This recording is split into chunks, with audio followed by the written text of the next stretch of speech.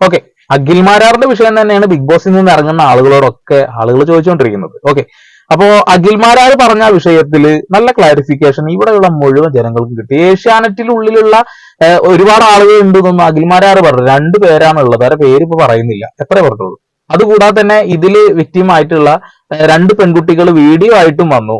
എന്നിട്ട് പോലും ബിഗ് ബോസിലുള്ള അതിൽ നിന്ന് വന്ന ആളുകൾ ഇത് അഖിൽമാരാർ വെറുതെ നുണ പറയുകയാണെന്ന രീതിയിൽ പറഞ്ഞു. അപ്പൊ റസ്മിൻ പറഞ്ഞൊരു കാര്യം ക്ലിയറാ.